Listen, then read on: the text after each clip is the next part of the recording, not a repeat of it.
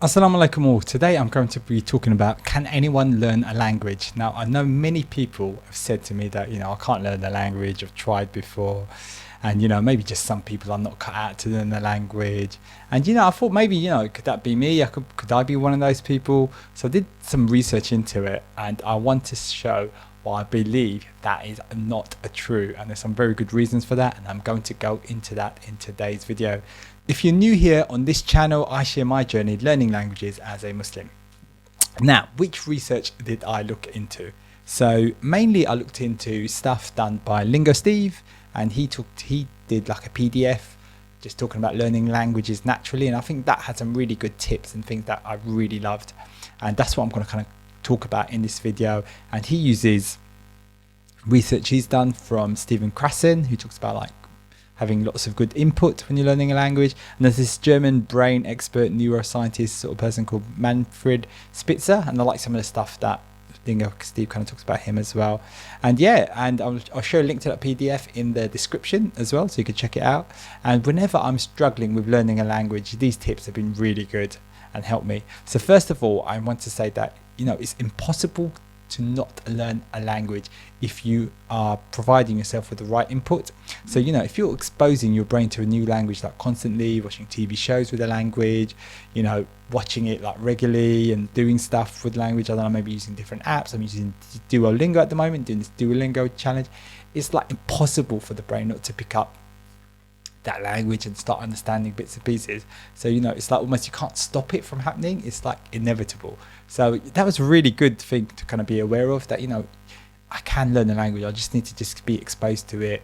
It's not something that's never going to happen, it will actually kind of happen. So yeah, that's the first thing I want to kind of talk about. The next thing is also just trusting the brain, and that you will learn the language, so just having that trust in the process, so believing in that process of learning. So as I said earlier, it's impossible for the brain not to learn stuff if you keep giving the right input, but also it's about just trusting that process and believing it will happen.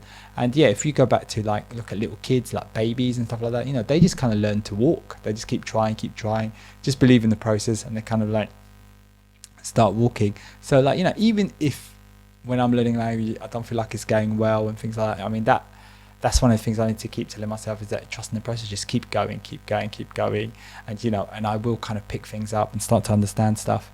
The next thing I want to talk about is like the more I learn, the more motivated I get, and Lingo Steve talks about this as well. Once you start understanding little bits, or you start understanding a bit in a TV show, you're like, wow, okay, I'm actually starting to get bits and pieces of this, and that then kind of motivates you to continue going, kind of builds up that belief and confidence in yourself. So yeah, I mean, I wish I had sort of started learning languages earlier, but it's great that I'm starting now. And I feel like the way I've learned languages before to how I'm learning now is totally 180. Like the way I'm doing is much more of a fun kind of way, and I think that's been like a big difference. And also the more you learn, the more connections your brain is making, like all these neurons and like networks and stuff that are happening inside the brain, they get developed as you get kind of more exposed to something. Like in London there's this famous test for taxi drivers called the Knowledge, where they have to kind of learn all the different roads in London, and it's quite famous. There's been TV shows and stuff about this, and kind of the more they practice, the better they get. I mean, these are people that have never done this before. It's been known to be quite difficult. There's a lot of information to remember, but the more they practice, the more they pick it up. And and another thing they do is that you'll see, it's quite common, is you'll see people on little scooters driving around in London, and they've got these little maps on them, and it's usually people that are kind of learning for this knowledge, for this test. And so they're kind of doing it visually, but also looking at books and maps and all sorts of stuff. And so it's a really good way for the brain to get exposed, and giving the brain different opportunities to build those connections in different ways. And like we could do the same with languages as well. So try different ways to learn. The brain likes different things happening. So watching YouTube and Netflix, so watching TV shows and things like that. Another good thing is like, if you've seen a TV show for a while, try a totally different show, try something else, try to make your brain kind of play around different things. Sometimes I get bored of a show and then I kind of move on to something. Another good one, which I haven't started, but which I definitely will be, is like social media as well. So social media, everyone talks about how addictive and things like that it could be. So can we use that to our advantage? So, and I've seen people, polyglots, using social media like in the language that they're learning. And so for example, French, for example, so looking at people that are big on social media in French and just kind of doing that. And because social media can be quite addictive and look for it, you can kind of use that to your advantage to help you learn the language.